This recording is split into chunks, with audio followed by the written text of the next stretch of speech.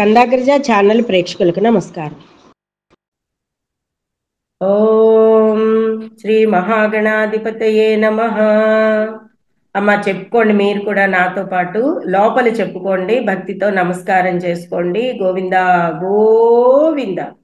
స్థిరం వజ్ర కిరీటం వదనం శశివర్ణ ప్రకాశం ఫాలే కస్తూరి తిలకం ఫాలే కస్తూరి శ్రీగంధ తిలకం కర్ణం వజ్రకుండల శోభితం నాసికా సువాసికా పుష్పదళం నయనే శశిమండల ప్రకాశం కంఠే సువర్ణ పుష్పమాలాలంకృతం హృదయే శ్రీనివాస మందిరం కరం కరుణాభయసాగరం భుజే శంఖచక్రగదాధరం సువర్ణయజ్ఞోపవీతభూషణం సర్వాంగే స్వర్ణపీతాంబరధరం పాదం పరమానందరూపం సర్వపాపనివారితిం సర్వం శ్రీ స్వర్ణమయం శ్రీ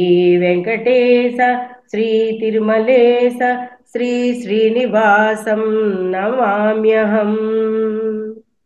మొన్న చెప్పుకున్నామండి ఈ పద్యానికి అర్థం. శిరం వజ్ర కిరీటం, వజ్రాలతో పొదుగబడిన కిరీటం పెట్టుకున్న వాడిని, వదనమునందు శశివర్ణ ప్రకాశం, ఆయన చల్లని చిరునవ్వు ఎంత బాగుంటుందంటే చంద్రుడి వెన్నెల్లా ఉంటుంది. పాలే కస్తూరి శ్రీగంధ తిలకం, ఆయన నూదుటను ధరించిన శ్రీగంధ తిలకాన్ని చూడండి. కర్ణమునందు ధరించిన వజ్రకుండలాలతో శోభిల్లుతున్న కర్ణములను చూడండి.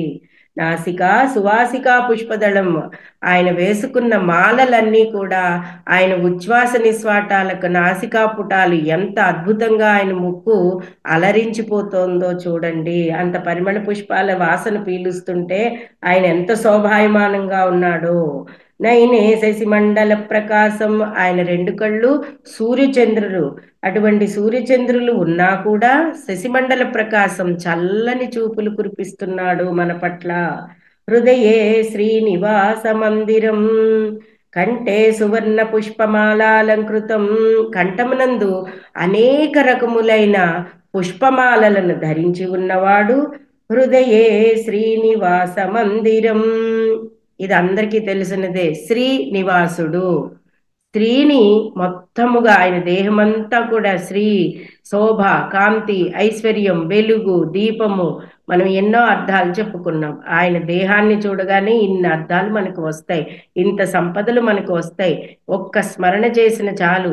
నిజానికి వెంకటాద్రి మీద ఉన్నది కొండ వెంకటేశ్వరుడుగా, వెంకటాద్రి మీద ఉన్నందున వెంకటేశ్వరుడు అన్నాం కానీ ఆయన వెంకటాద్రి మీద వెలిసిన శ్రీనివాసుడు, ఇది కరెక్ట్ పదమండి నిజంగా చెప్పాలంటే వెంకటాచల మహత్యంలోను.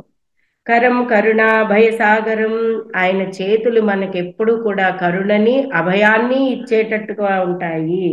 సువర్ణ యజ్ఞోపవీత భూషణం, యజ్ఞోపవీతాన్ని సువర్ణంతో ధరించి ఉన్నవాడు. సర్వాంగే స్వర్ణ పీతాంబరధరం, ఆయన వస్త్రాలు బంగారు నేతతో నేసినవై ఉన్నవిట. పాదం పరమానందం, సర్వాంగే సర్వపీతాంబరధరం పాదం పరమానందం, పైనుంచి స్వామిని అలా పోల్చుకుంటూ చూసుకుంటూ వచ్చి కన్నులు జమ్మగిల్లి ఒక్కసారిగా ఆ పాదాల మీద పడితే ఆయన కరుణ చూపించకుండా ఎలా ఉంటాడండి స్వామి? తప్పకుండా మనకి కరుణ చూపిస్తాడు. నిన్న కథలో మనం యజ్ఞవరాహ స్వామి తిరుమలకి ఎందుకు వచ్చారు, ఎలా వచ్చారు అన్న విషయాలు అశ్విని నక్షత్రం వారి కథలో చెప్పబడింది. ఇవాళ భరణి నక్షత్రం వారికి చెప్పబడుతున్న కథ. భరణి నక్షత్రము మేషరాశిలో ఉంది.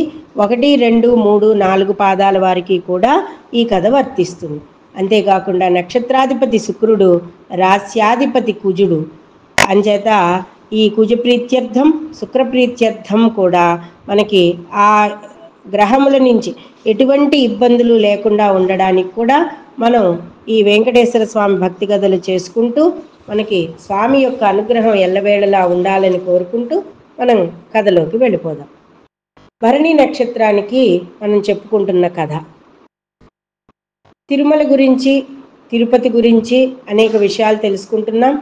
ఎవరెవరు ఎప్పుడు వచ్చి తిరుమల చేరుకుని ఆనందోత్సాహాలతో ఆనంద నిలయుడిని, ఆనందాద్రి పైన, వెంకటాద్రి పైన అనేక నామాలు ఉన్నాయి కదండి సప్తగిరులని. కానీ సప్తగిరులన్నీ ఒక్కటే, అదే వెంకటాద్రి. కలియుగంలో పేరు వెంకటాద్రి అని మనం చెప్పుకున్నాం.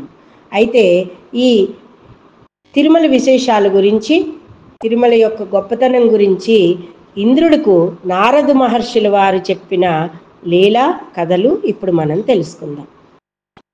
అగస్త్యుని ప్రార్థనచే స్వామి శ్రీ వెంకటేశ్వరుడు తిరుమలలో దర్శనమిచ్చారు. ఎలా ఇచ్చారండి? వరాహస్వామి భూదేవికి ఇద్దరి సంవాదంలో జరిగిన విషయాలన్నింటినీ కూడా అగస్త్యుడ నారద మహర్షుల వారు ఇంద్రుడికి చెప్పడం జరిగింది. ఇక్కడ వరాహస్వామి భూదేవికి చెప్పినది ఏమిటి అంటే, ఓ భూదేవి, ఇది విన్నంతనే నీకు చాలా గొప్ప కూడా కలుగుతుంది. అబ్బా, ఇంత మహత్యమా అన్నది. విన్నంతనే నీకు మరింత ఉత్సాహంతో తదుపరి ప్రశ్నలు కూడా వేస్తావు అని చెప్తున్నారు వరాహస్వామి. కృతయుగమునందు తపస్సు చేసిన పుణ్యం వలన అగస్త్యుడు స్వామిని దర్శించుకోవడమే కాదు, కలియుగ ప్రజలందరికీ కూడా దర్శన మాత్రం చేతే సంతుష్టులయ్యేటట్టుగా స్వామిని ఇక్కడే తిరుమల కొండపైనే ఉంచడం జరిగింది అని చెప్పారు. ఎలాగా, ఏమిటి అనగానే, కృతయుగమునందు తపస్సు చేసిన పుణ్యం అగస్త్యుడు స్వామిని దర్శన భాగ్యముచే ఇక్కడ ఈ తిరుమలలో ఉంచివేశను. వాయువు కూడా తపస్సు చేసను, గరుత్మంతుడు కూడా తపస్సు చేసను. వీరందరి దర్శన భాగ్యం, తపస్సు భాగ్యం వలన స్వామి యొక్క దర్శనమై స్వామి తిరుమలలో కొలువయ్యున్నారు. పుష్కరిణీ తటమున దక్షిణ భాగమున ఆనందమను పేరు గల విమానమునందు నివసింపసాగెను. వరాహస్వామి భూదేవికి చెప్తున్నారు, వీరిద్దరి సంవాదము నారద మహర్షుల వారు ఇంద్రుడికి చెప్తున్నారు. పుష్కరిణీ తటమున దక్షిణ భాగమున ఆనందమను పేరు గల విమానముందు అందు స్వామి నివసింపసాగెను. అప్పటి నుండి కుమారస్వామి కూడా శ్రీనివాసుని అర్చింప మొదలుపెట్టెను. కానీ విమానము కనిపించదు. కృతాంతం వరకు కూడా ఆ విమానమందుండి అదృశ్యముగానే స్వామి నివసించుటకు శ్రీనివాసుడు నిర్ణయించుకున్నాడు. ఆ మాటే అగస్త్యుల వారితో కూడా చెప్పడం జరిగింది. ఈ విమాన వెంకటేశ్వరుని మనందరం కూడా ప్రదక్షిణ చేసి స్వామిని మూల విరాట్టుని దర్శించుకుని చుట్టూ వచ్చి బయటకు వచ్చిన తర్వాత విమాన వెంకటేశ్వరుని దర్శించుకుంటాం. ఇది దీని కాదు, ఇప్పుడు మీకు చెప్తున్నాను. వెంటనే వరాహస్వామి భూదేవి వరాహస్వామిని ప్రశ్నించింది, ఓ స్వామి, నీ ఆలయమునకు దక్షిణమునున్న శ్రీనివాసుని సేవించటి ఎట్లు? విమానమందు అదృశ్యుడై ఉన్న సామాన్య జనులు ఎలా సేవిస్తారు అని అడగగా వరాహస్వామి భూదేవికి ఇట్లు చెప్పాను. అగస్త్య మహర్షి 12 సంవత్సరములు స్వామి దర్శనమునకై ఎంతో అకుంఠిత దీక్షతో తపస్సు చేశాను. స్వామి దర్శనమిచ్చాను. తాను ఈ విమానమునందే నివసించామని భక్తజనులకు దర్శనమిమ్మని అడుగగా, మరియు ఈ విమానమందుండి అందరికీ దర్శనమిమ్మని కూడా ప్రార్థించను. వెంటనే శ్రీనివాసుడు బహుసంతసముతో, ఓ కుంభసంభవ, నీ కోరిక మేరకు, కుంభసంభవుడు అంటే అగస్త్యుడు, నీ కోరిక మేరకు కల్పాంతము వరకు కూడా నేను ఇచటనే ఉంటాను, అందరికీ దర్శనమిస్తాను. కానీ ఈ విమానము ఎవ్వరికీ కనిపించదు. నేను మాత్రము శ్రీదేవి భూదేవి సైతముగా ఈ విమానమందు నివసిస్తానని అగస్త్యుడికి చెప్పాను. అగస్త్యుడు సంతసించి దర్శన భాగ్యమునకు సంతసించను. అందుకే విమాన వెంకటేశ్వర స్వామిని దర్శనం ఇప్పటికీ మనందరం కూడా తప్పనిసరిగా చేసుకుంటాము. సకల దేవతలతో కూడి, బ్రహ్మాది దేవతలతో కూడి బ్రహ్మదేవుడు నిత్యోత్సవ, వారోత్సవ, పక్షోత్సవ, మాసోత్సవ, సంవత్సరోత్సవ పూజలన్నింటినీ మరియు బ్రహ్మదేవుడు ప్రత్యేకముగా ఆశ్వయుజ శుద్ధ నవమి మొదలు దశమి వరకు కూడా బ్రహ్మోత్సవాలు నిర్వహిస్తున్నారు ఇప్పటికీ కూడాను. అప్పుడు ప్రారంభమైనవే ఆ బ్రహ్మోత్సవాలు యుగ యుగము నుంచి కూడా శ్రీ వెంకటేశ్వరునికి బ్రహ్మోత్సవాలు నిర్వహిస్తున్నారు.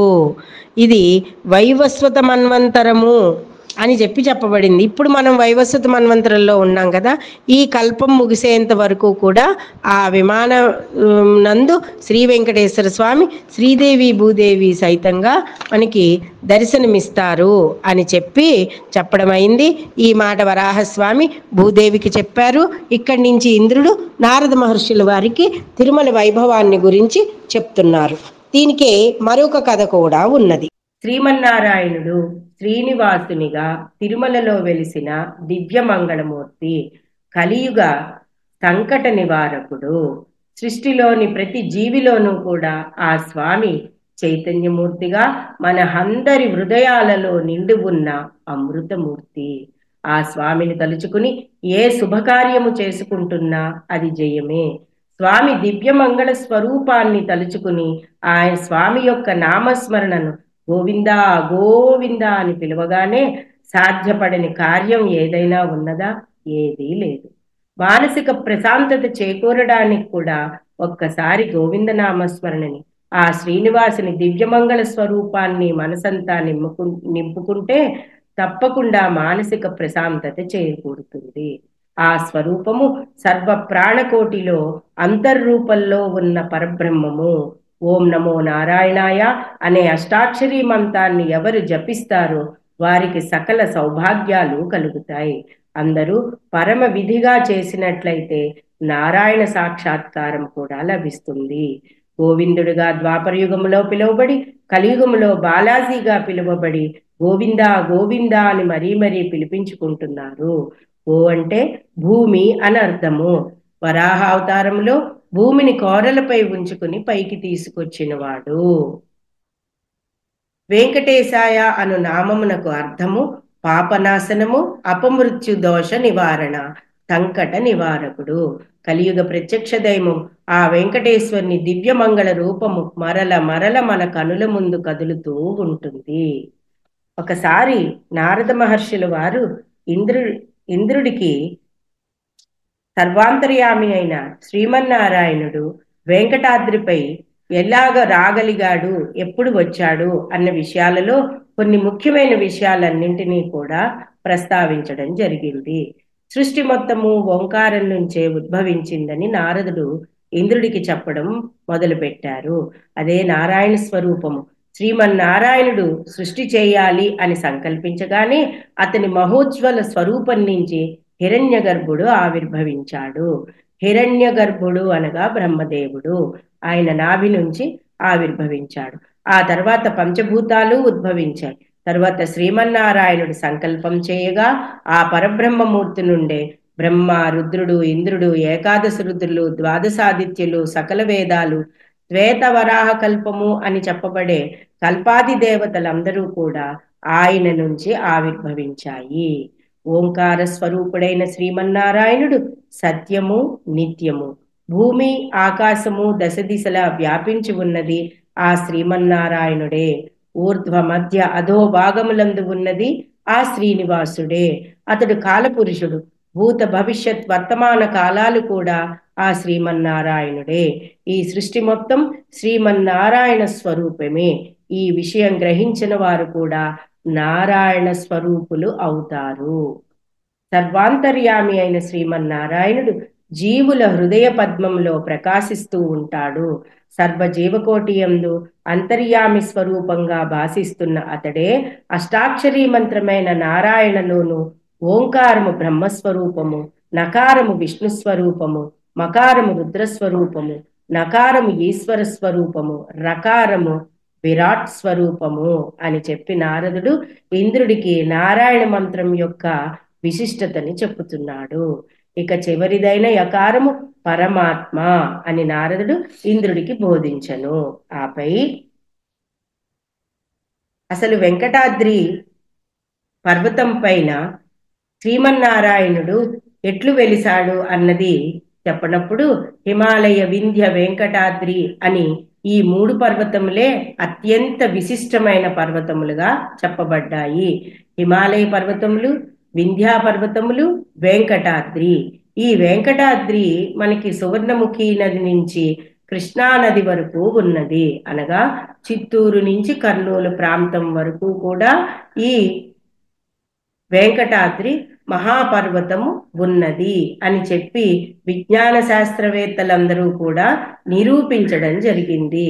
ఆ సేతు సీతాచలమంతయు భారతదేశము మహాపవిత్ర క్షేత్రమైతే భారతదేశంలో ఉన్న తిరుమల అత్యంత పవిత్రమైన శ్రేష్టమైన తీర్థస్థలముగాను పుణ్యక్షేత్రముగాను విలసిల్లుతున్నది. ఇక్కడ శ్రీనివాసుడుగా వెలిసిన వెంకటాద్రి, అంతేగాని ఆ వెంకటాద్రి పైన వెలిసిన వాడు కాబట్టి ఆయనను వెంకటేశ్వరుడుగా చెప్పబడ్డాడు. సప్తగిరులన్నీ ఉన్నా కూడా పర్వతం మొత్తం ఒకటే పేరు. ఒక్కొక్క పర్వతానికి ఒక్కొక్క పేరు ఉన్నా కూడా పర్వతగిరి మొత్తం తిరుపతి అలిపిరి పాదాల దగ్గర నుంచి కూడా అటు పైన ఆయన శిరస్సు వరకు కూడా ఒకటే పర్వతము, అదే వెంకటాద్రి పర్వతము. అయితే ఒక పర్వతము, శేషశైల ఒక పర్వతము, గరుడాచల ఒక పర్వతము, నారాయణాద్రి ఒక పర్వతము, వెంకటాద్రి ఒక పర్వతము, వృషభాద్రి ఒక పర్వతము, వృషాద్రి ఒక పర్వతము, మొత్తం మీద వెంకటగిరి, ఆనందగిరి, ఆనందు నిలయుడు ఉన్న ఆనందగిరి గొప్ప మహాపర్వతము తిరుమల. తిరుమల అంటే శ్రీ పర్వతము, అందుకని శ్రీ అని చెప్పబడింది. శేషుడు తీసుకొచ్చి ఇక్కడ పెట్టినందుకు గాను వైకుంఠము నుంచి శేష అన్న పదం శేషశైలముగా వచ్చింది. గరుడు తీసుకొచ్చినటువంటి కథ ఉన్నది కాబట్టి పురాణ చరిత్ర గరుడాచలము, గరుత్మంతుడు గరుడు అంటే. వెంకటాద్రి ఆయన అసలు పేరు, ఆ పర్వతం పేరు, అందుకని వెంకటేశ్వరుడుగా పేరు వచ్చింది. నారాయణుడే ఇక్కడ వెలిసినందుకు గాను నారాయణాద్రి గాను, వృషభాద్రి వృషాద్రి ఈ రెండు కథలు చాలా ప్రత్యేకమైనవి. మనం ఇంకొక నక్షత్రంలో దీని గురించి తెలుసుకుందాము. వృషభాద్రి మొదలైన నామాలన్నిటితోటి వెంకటేశ్వరుడు ఒకే పర్వతము పైన కొండపైన ఉన్న శ్రీనివాసుడుగా పేరొంది ఉన్నాడు. ఇక్కడ ఇది శ్రీశైలము నుంచి చివరి భాగం అయితే, అహోబలము మధ్య భాగం అయితే, శిరస్సు వెంకటాద్రి పైన ఉన్నది.